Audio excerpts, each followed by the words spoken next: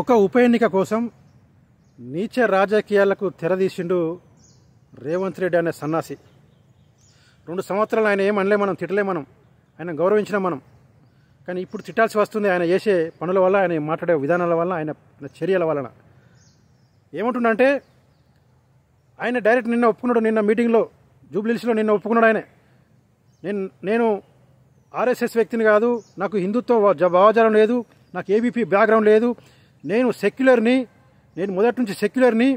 కాబట్టి ముస్లిం ఓటర్లారా కాంగ్రెస్ పార్టీకి ఓట్లు వేయండి, కాంగ్రెస్ అంటే ముస్లిం, ముస్లిం అంటే కాంగ్రెస్ అని చెప్పి డైరెక్ట్గా నిన్న బహిరంగ సభలనే ఒప్పుకున్నాడు రేవంత్ రెడ్డి. మరి అక్కడక్కడ కొంతమంది అంటూ ఉంటారు రేవంత్ రెడ్డి ఏబీపీలో పనిచేసిండు, రేవంత్ రెడ్డికి ఆర్ఎస్ఎస్ భావజాలం ఉందని. అట్లా అన్న వాళ్ళందరూ మూర్ఖుల కింద లెక్క, మీకు మెదడు లేనట్టు లెక్క. ఈ మూర్ఖునికి ఎలాంటి జాతీయ విధానం లేదు, భావజాలం అసలే లేదు, హిందుత్వ భావజాలం అసలే లేదు. ఈ దగుల్బాజీ ఓట్ల కోసం ఎంతకైనా దిగజారుతాడు. నీచాతి నిజకే రాజకీయాలు చేయడంలో కేసీఆర్ని మించిన దిట్ట. పాకిస్తాన్ ఉగ్రవాది ఆసిఫ్ మునీర్ గారిని కూడా జాతిపితగా గుర్తించడానికి కూడా వీడు వెనకాడాడు. అంటే ఉగ్రవాదిని కూడా ఓట్ల కోసం, ఒక ఉగ్రవాదిని కూడా కీర్తిస్తాడు వీడు ఓట్ల కోసం, ఒక వర్గం ఓట్ల కోసం. అలాంటి దగుల్బాజీ ఎంతోమంది ప్రాణాలకు బలిగొన్న, ఎంతోమంది హిందూ ఆడపిల్లలతో వాళ్ళ జీవితాలతో ఆటలాడుకున్న ఒక బాలీవుడ్ హీరో సల్మాన్ ఖాన్ గాడు, వాడు జింకల వేటల కేసులో నిందితుడు.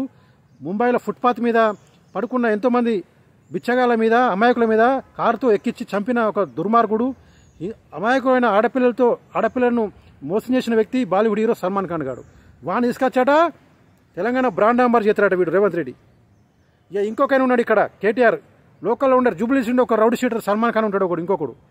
ఈ రౌడీ షీటర్ని సల్మాన్ ఖాన్ అనేవాడిని కేటీఆర్ పాటలో జరిపించుకున్నాడు. చూసారా మీరు? వీరిద్దరు ఎట్లా పోటీ పడుతున్నారు, ఒకరంటే ఒకరు, నేనంటే నేను, ఒకరి మీద ఒకళ్ళు పోటీ పడి ముస్లిం ఓట్ల కోసం తాపత్రయపడుతుర్రు, వాళ్ళను కీర్తిస్తూ ఉన్నారు. ఈ ఇద్దరు కూడా ఓట్ల కోసం భరతమాతను కూడా చంపే వ్యక్తులు వీళ్ళిద్దరు. భరతమాత ఒకవేళ నేను జీవించి ఉంటే వీళ్ళిద్దరు కూడా భరతమాతను చంపే వ్యక్తులు కేటీఆర్, రేవంత్ రెడ్డి. ఇంత దౌర్భాగ్యం, ఒక ఉప ఎన్నిక కోసం ఇంత నీచ రాజకీయాలు చేస్తారా? ఈ ఇద్దరు దద్దమ్మలు తీసుకుపోయి మూసి నీళ్ళతో ప్రక్షణ వీళ్ళ ముక్కులో పోయాలి, మూసి నీళ్ళు తీసుకొచ్చి బట్టలు ఇప్పించి వీళ్ళిద్దరిని హుసేన్ సార్లో ముంచి తానం చేయాలి ఇద్దరిని, ఈ ఇద్దరు దగులుబాజులను. ఇంత నీచగా రాజకీయాలు చేస్తారా? ఏకంగా రౌడీ షీటర్లను, ఉగ్రవాదులను కీర్తిస్తారా? ఇప్పుడు ముస్లిం ప్రజలారా మీరు ఒకటే అనండి. నిన్న రేవంత్ రెడ్డి అన్నాడు కదా, కాంగ్రెస్ అంటే ముస్లిం అంటే కాంగ్రెస్ అన్నాడు కదా. మరి ముస్లిం పార్టీకి నువ్వెందుకయ్యా సీఎం ఉన్నావు? అది మీరనాలే, ముస్లిం సోదరులారా మీరు అనండి.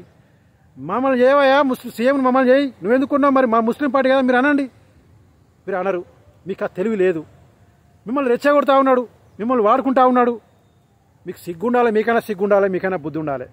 ఈ దగుల్బాజీలకి, కాంగ్రెస్కు టీఆర్ఎస్కు ఇద్దరికి బుద్ధి చెప్పాలి. ఇంకొక దగుల్బాజీ నేను చెప్పడం మర్చిపోయిన కేటీఆర్. ఈ కేటీఆర్ అయిన సన్నాసి మునవర్ ఫారూక్ గారిని తీసుకొచ్చి, మునవర్ ఫారూక్ గారు మన దేవీ దేవతల్ని తిట్టిండు, మన రాముడిని, మన సీతను, మన దుర్గామాతను తిట్టిండు. అలాంటి లుచ్చగాడిని తీసుకొచ్చి హైదరాబాద్లో మీటింగ్ పెట్టిండు కేటీఆర్. ఆ రోజు మన సంజయ్ అన్న, మా రాజాసింగ్ వ్యతిరేకించారు, ఎట్లా పెడతామని చెప్పి నిలదీసిరు. అయినా కూడా లెక్క చేయకుండా మనకి వేలాది మంది పోలీసు బందోబస్తు మునవర్ ఫారూక్ గారిని మీటింగ్ పెట్టించిండు కేటీఆర్. ఆ దౌర్భాగ్యుడు మన హిందూ దేవీ దేవతను తిట్టిండు మునవర్ ఫారూక్ గారు. ఈ మునీర్, ఆసిఫ్ మునీర్ అనే ఉగ్రవాదిని కూడా వీళ్ళు కీర్తిస్తారు రేపు. మరి ఇలాంటి దౌర్భాగ్యులకు ఈ జూబ్లీహిల్స్ ఎన్నికల్లో బుద్ధి చెప్పండి. అక్కడ మన బీజేపీ అభ్యర్థి లంకల దీపక్ రెడ్డి గారిని గెలిపించండి, హిందుత్వ భావజాలాన్ని గెలిపించండి, జాతీయ విధానాన్ని గెలిపించండి, బీజేపీని గెలిపించండి.